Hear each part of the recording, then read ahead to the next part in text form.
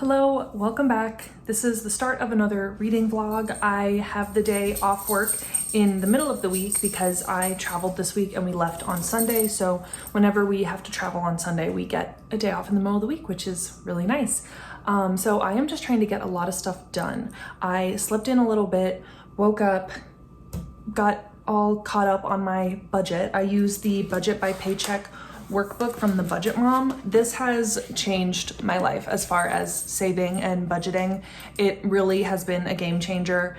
And I mean, I never felt financially confident before using this method. The Budget Mom, she has a lot of YouTube videos. She also has a lot of followers over on Instagram. So definitely if you need motivation for budgeting or a new budget method because you feel like just other methods aren't working for you, definitely try the budget by paycheck method. I swear by it. It is incredible. And like it sounds dramatic to say like it changed my life, but it really did because I feel financially confident. I feel like I know where my money is, where it's going, what it's doing for me. So it really has been a game changer. So I did that. I also got caught up on my content planner. I do have a content planner now. So just kind of looking at that and trying to plan out some videos for you guys. When I started doing my channel, I really just filmed what I wanted when I wanted. And just my life is a little bit different now. So I almost need to like plan it out. I still enjoy filming and editing for you all, but it's just hard to find the time. I don't have as much free time to just film. I don't get as many of these days off during the week as I used to. So yeah, it's just hard to find the time. And on some days when I'm like, have a day at home, I don't want to put on makeup and get ready and film and everything. So I'm trying to feel more confident with just, this is my real life, not putting on nice clothes and makeup and just picking up the camera and filming when I feel the desire, which is today. The house is a mess. I have had 3 work trips in August and it's just been a lot being gone and trying to manage the house when I'm home and also resting. So I've been doing a lot of resting and not as much doing stuff around the home as I should. So we definitely need to try and do a little bit of a reset today. And then I get my nails done at about noon. They really need to, they're really grown out. And then I teach dance later this evening. But other than that, we have a good chunk of time to just try to get stuff done. I'm hoping I can do some work in my office because it is scary. It has become a dumping ground for everything. When I just need things out of sight, I just throw them in there and it's, yikes, it's really bad. The rest of my house is in pretty good shape, but that room, and I just can't even handle it. So I just closed the door. Anyway, I did start a book because this is this the 3rd installment or the 4th?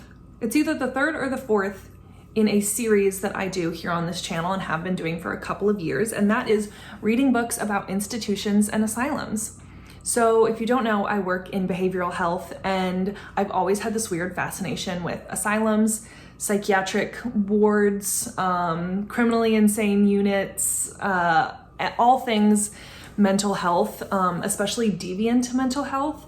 So I have a lot of books on my shelf that have to do with asylum tropes, hospital, just different things like that. So the first one I'm reading is The Forgotten Letters of Esther Durant. And this has been recommended to me a couple of times. I know it's been recommended to me by Krista from Books and Jams, although she just unhauled it recently.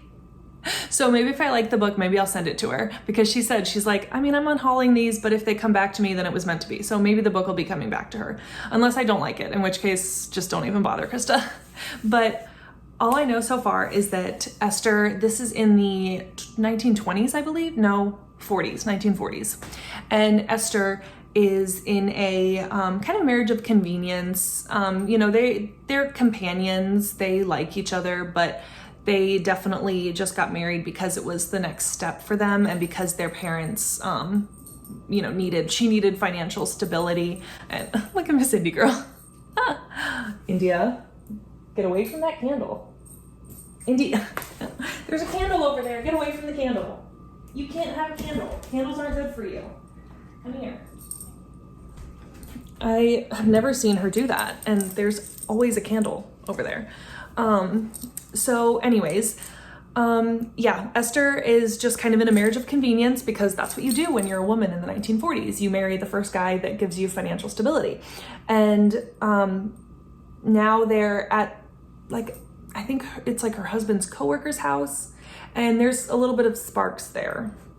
So not sure about that because I don't like cheating in books, so hopefully that's not a thing.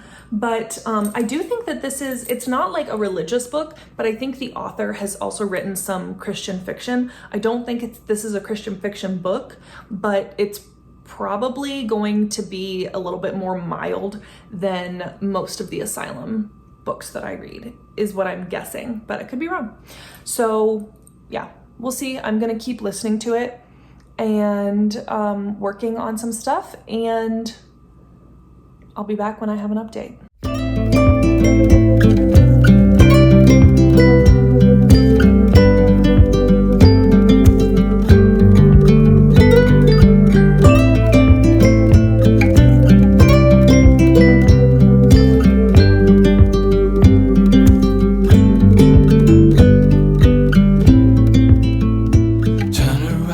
Last night I had dance. I had my first night of dance. I was so tired, but it was so much fun. I always love having a new group of faces in class. I always miss the class from the year before, but out of my 1, 2, 3, 4 classes, they were all good, and I had new faces in all of them, which was nice. Today is Friday. I worked. I actually got off work a little bit early, so I went to visit my parents because my parents are going out of town for 2 weeks. So I wanted to see them one more time before they go out of town, because I hadn't seen them in like probably 2 weeks. So, and I usually see them a lot more than that, but I've been traveling a lot. I have spaghetti in the Instant Pot. I also, my mom found out that I was making spaghetti, and that's her favorite food. So she somehow convinced me to leave her house, come home, make the spaghetti in the Instant Pot, go back out, go to the pharmacy to pick up her prescription, and bring her spaghetti for dinner, and then come back and eat spaghetti with Tyler.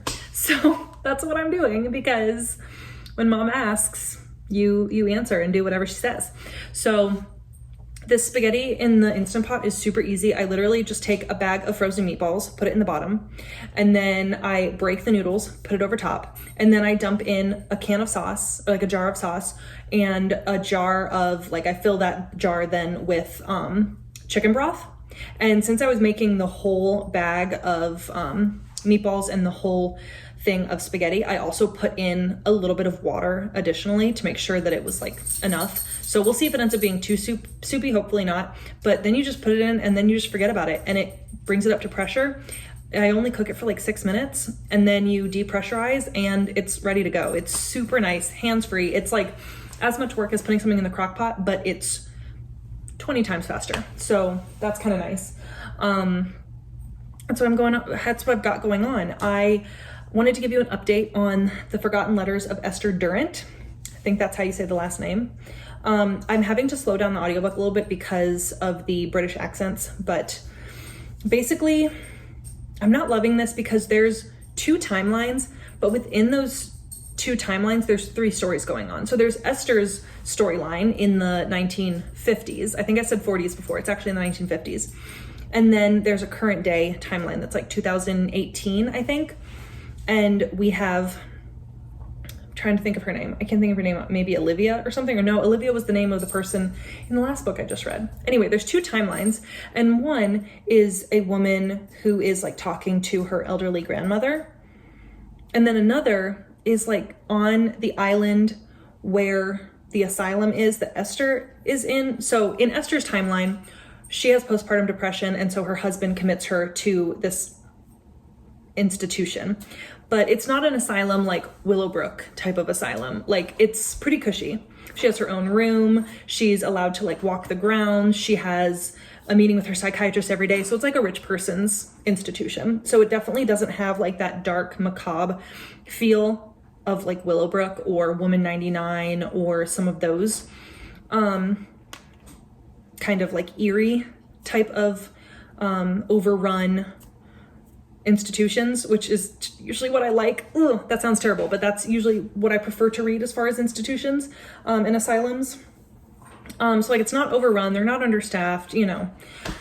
So, I mean, yeah, it's sad that she's there for just postpartum depression, but I mean, she's not being left in her own excrement every day and being over medicated like in Willowbrook. Yeah, so that's where we are with her timeline. And then in the current timeline, like I said, there's 2 timelines, but they haven't converged yet. So we're following 2 people in 2018, and I'm kind of getting the 2 confused, so I'm not really sure about that yet. So it's not totally clear in my brain, but I'm not disliking it.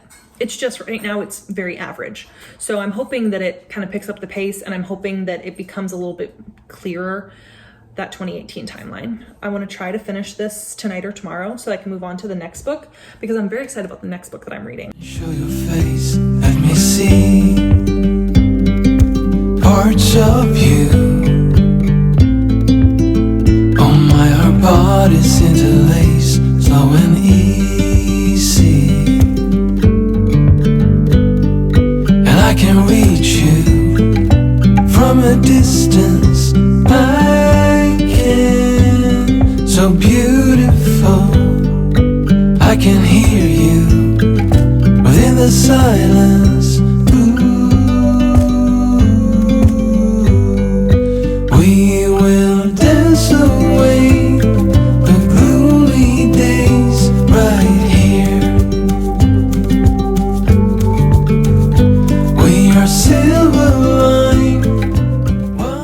Hello, I need to update you on the Lost Letters of Esther Durrant. I'm gonna give it 2 stars. It was just not it. It tried to be this heartfelt story about long lost lovers, and I don't really know, honestly, but it did not do whatever it set out to do. And it definitely was not, when I said at the beginning that it has like Christian elements or themes, no, I don't know where I got that. I would swear that Krista told me that it had like overarching themes, or it was a Christian fiction author. Hopefully it's not too loud. But like at one point, one of the characters says the F word, and then there's definitely cheating between Esther and the psychiatrist. And yeah, there was just, it definitely wasn't that. So don't go in thinking about that. Sorry. It just, yeah, it was not good. The vibes of the institution were not there. It was, I mean, honestly, it seemed like a good place to be. They were having, you know, an hour of actual psychiatric assistance every day. They had staff who cared about them. They weren't overrun. You know, honestly, I wish that more books were like that, but the reality is that's not the state of mental health in the 1940s. So I don't know, it just felt kind of not believable. Yeah, so definitely not the institution vibes, and definitely not, oh my goodness, India, she took my socks. Give me my socks. So yeah, just not it, but whatever, you have some hits, you have some misses. So I am starting The Orphanage by the Lake now, by, what is it, Daniel Miller or something, and I am very excited about it.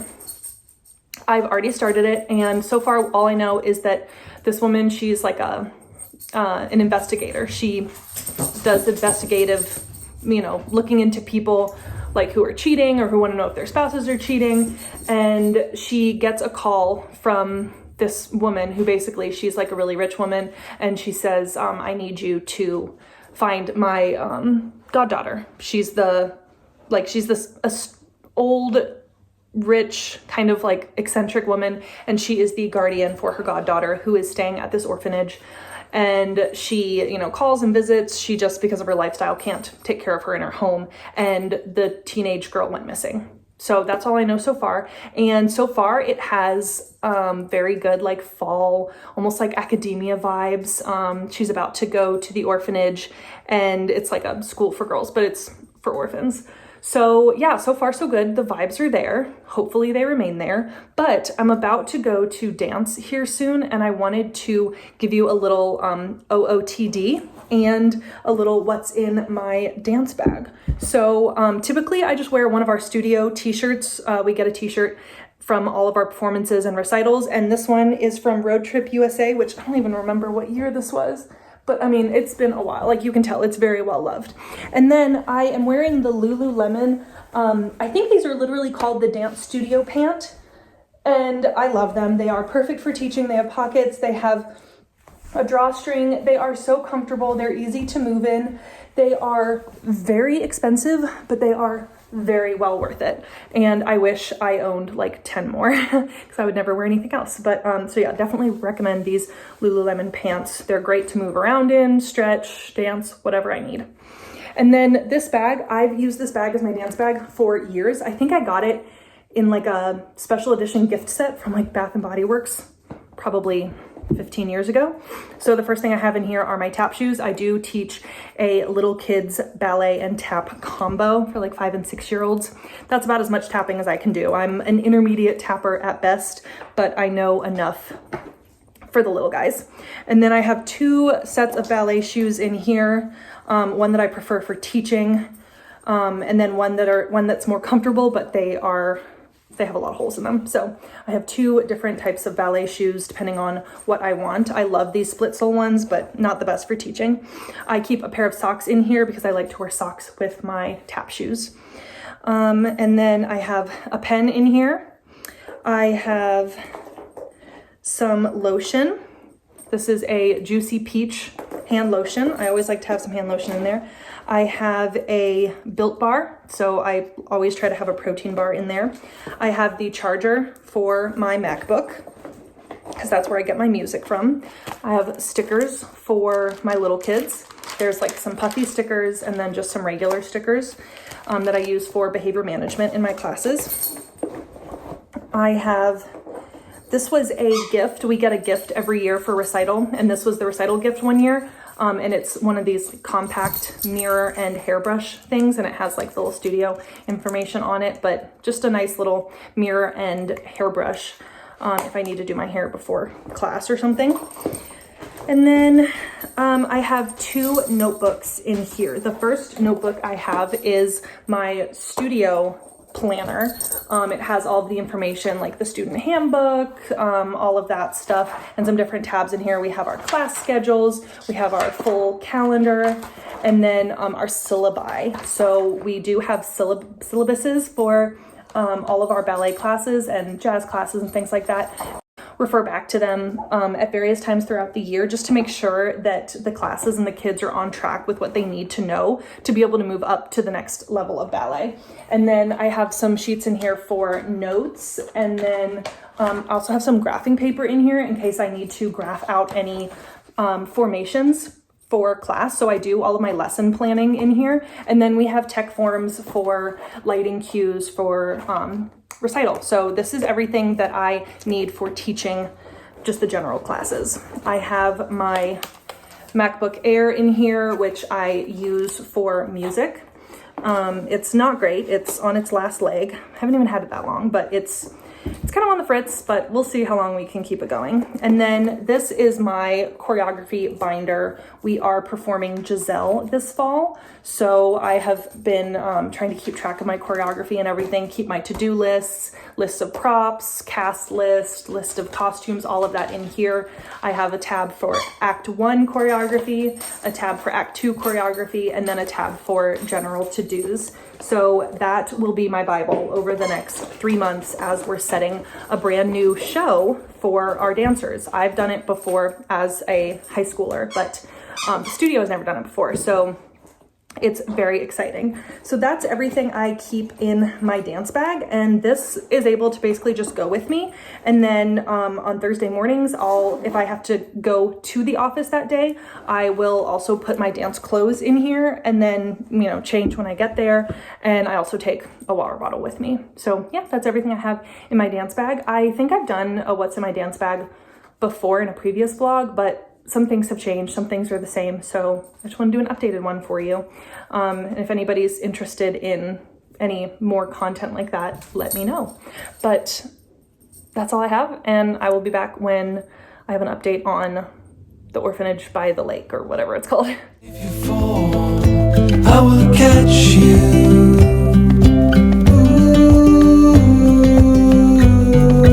We will dance away gloomy days.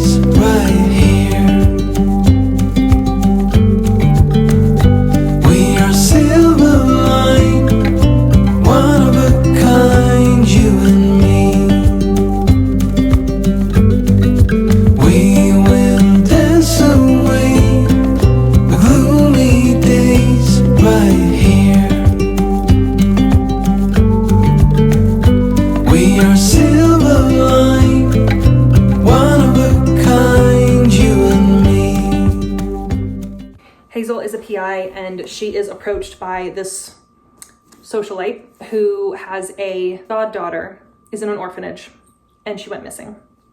And nobody's been able to find her, and the police aren't really doing anything. And so she hires her, and she basically says, you have a week. I'm gonna pay you all this money. I'm gonna give you a car to use. But if you don't find her in a week, I'm taking it all back. And so Hazel wants to take this case because she needs to pay her rent in New York and all that stuff. So she goes up there, and I really like the small town that the orphanage is. I really like all the stuff it was saying about the orphanage, and it's on a lake and all of that. It's really eerie. It's pretty creepy. I'm really, really enjoying it.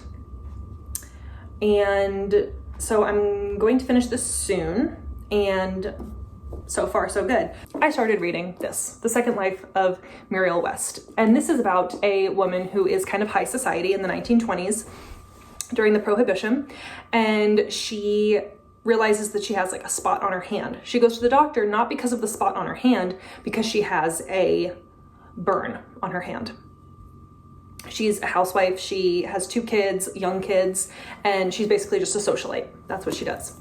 Her husband is a Hollywood actor. So she goes to the doctor because of this burn, and he's like, I need you to go get this spot on your hand looked at. And she's like, why? This is weird. And he's like, just trust me, you need to go.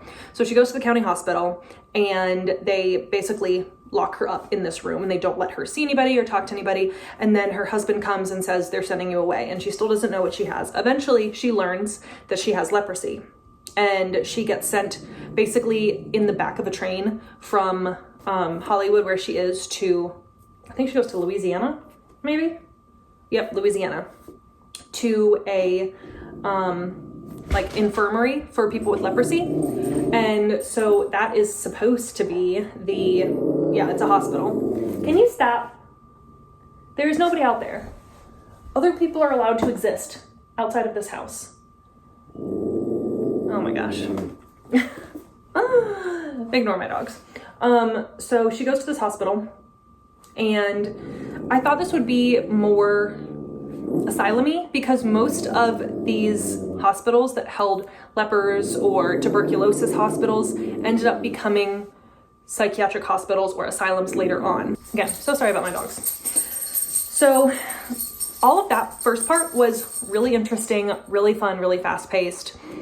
It was very interesting hearing about like kind of how people with leprosy were treated and how everybody thought they were dirty, and like your life was basically over, and you're sent to this hospital, and you have to have 12 negative tests. Like you have to test positive for leprosy 12 times in order to be released.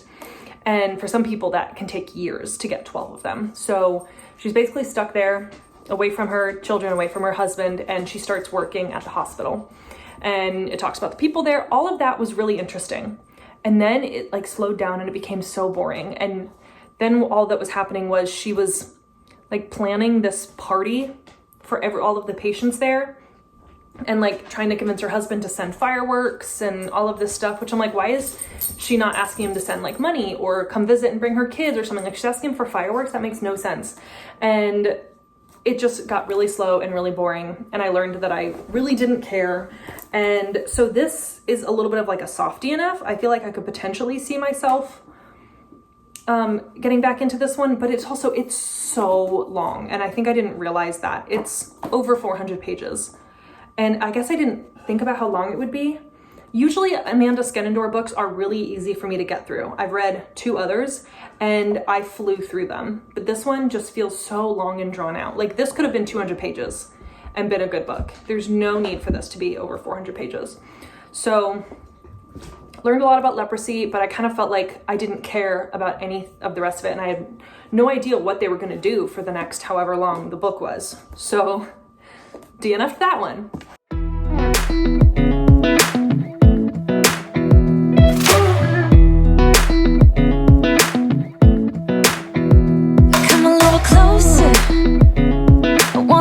With you, everything's moving slower. I don't know what it is you do.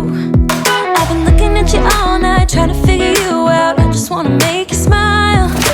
Hold your hand in my hand, looking at the sunset. Man, you're looking good tonight.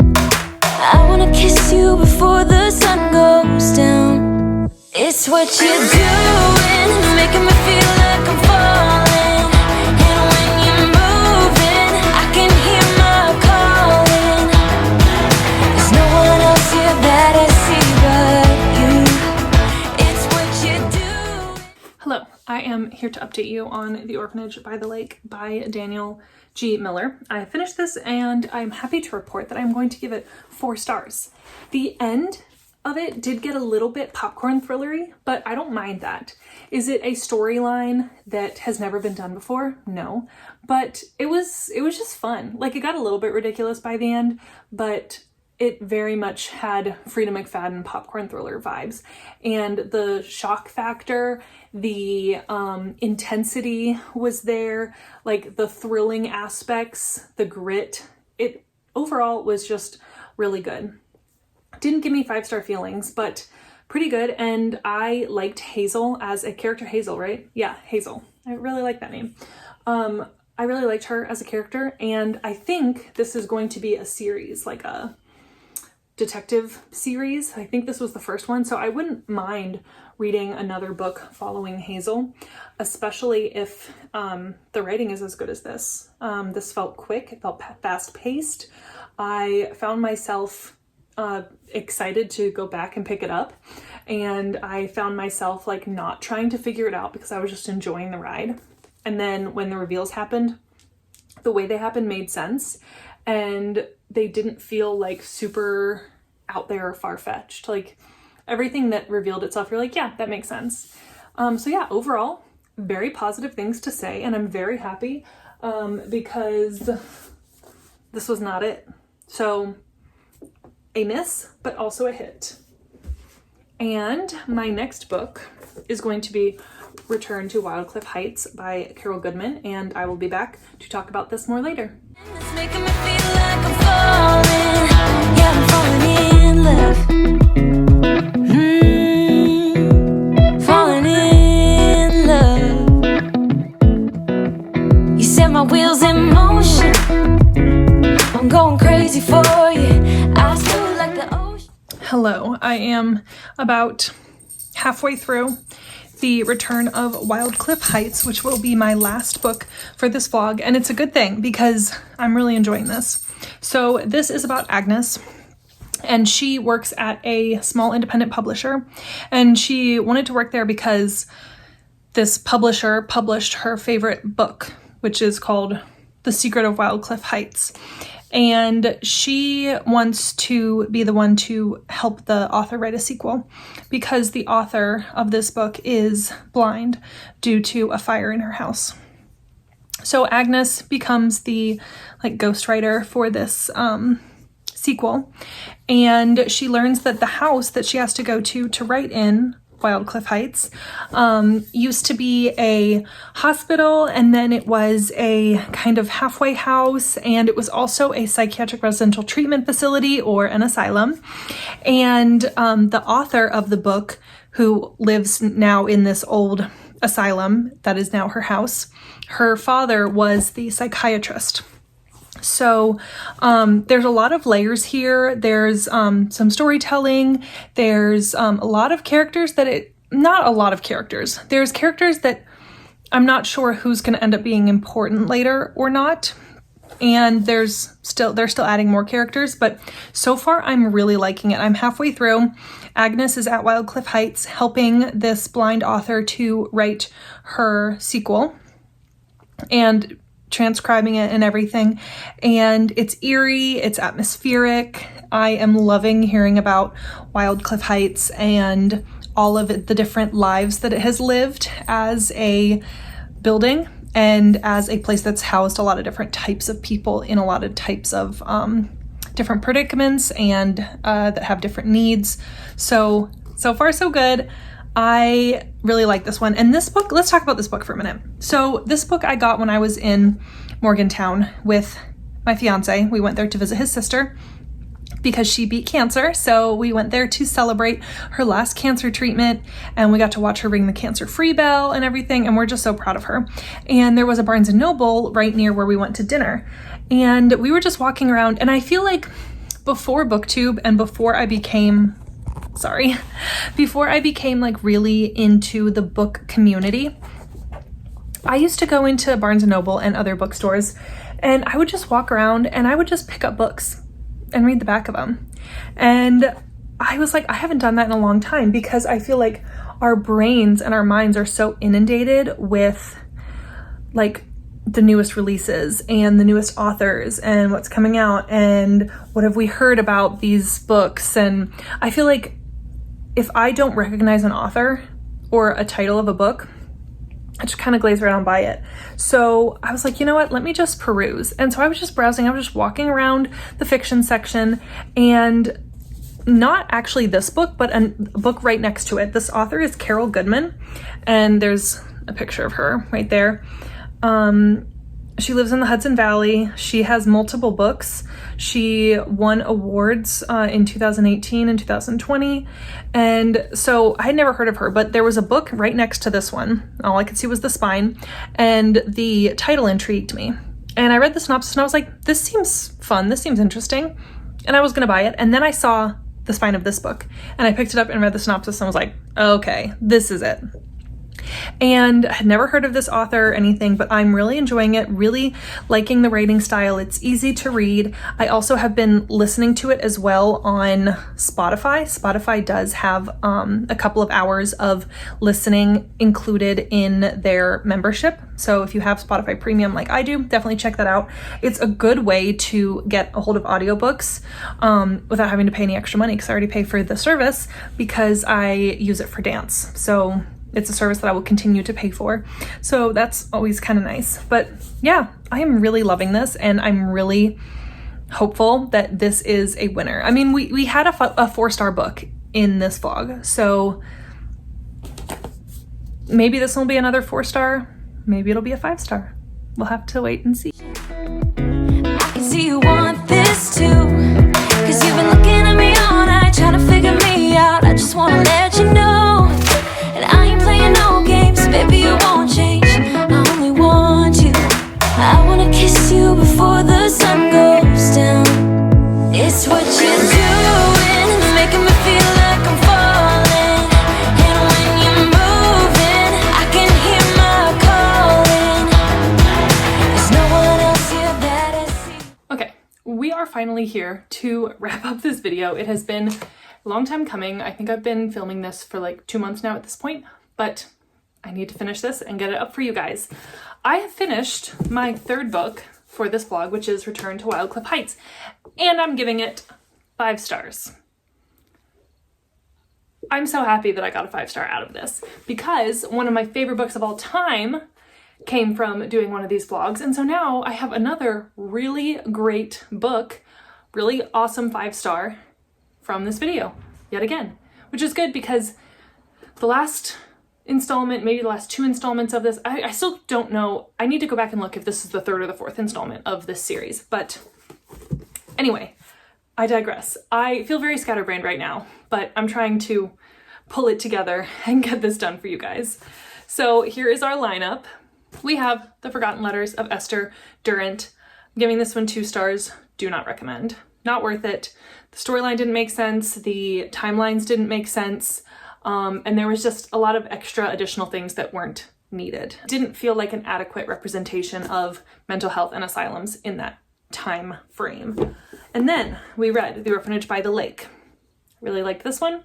I enjoyed the characters. I enjoyed how fast-paced it was. I enjoyed that it was kind of just like a popcorn thriller.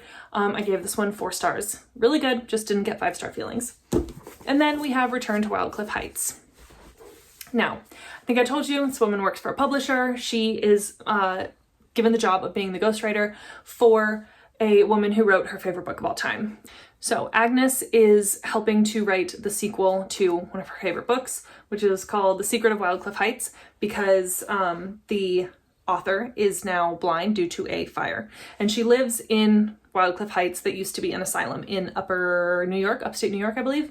And Wyldcliffe Heights has been multiple things. It's been an orphanage, it's been a hospital, it's been a mental institution, and her father actually ran it. So now she lives there, aging, and there's a lot of lore around this book and a lot of people kind of wondering if it's about her life or if it's about another patient's life. Then Agnes, through writing this book or helping to write this book, she starts making connections to her own life, and she starts seeing how a lot of her past and her childhood are like ominously similar to the author, whose name escapes me, Veronica St. Clair. Really good, really ominous, really atmospheric. Had a good amount of characters, but not too many, and a good amount of characters where you weren't really sure if they're just a decoy character or a red herring, or if they're going to be important later on. So it really did keep me guessing. I liked the writing style. I absolutely will read from Carol Goodman again. And if you're like me and you had no idea who Carol Goodman was before making this video, definitely pick it up. So good and so worth it. Highly recommend. If you like kind of dark academia type of like haunted house, but like, you know, it's not haunted, but I don't know how else to put it. Just a house with a dark past maybe. And it definitely had the asylum institution vibes. There definitely was talk about mental health in this, and a lot of talk about Agnes's past too, because Agnes came from a pretty bad home life and was in and out of the system and in residential treatment. So there's a lot about behavioral health and mental health and asylums and institutions in this book in many different facets. So that is the video. This one is getting unhauled very quickly, and these two are going on my shelf.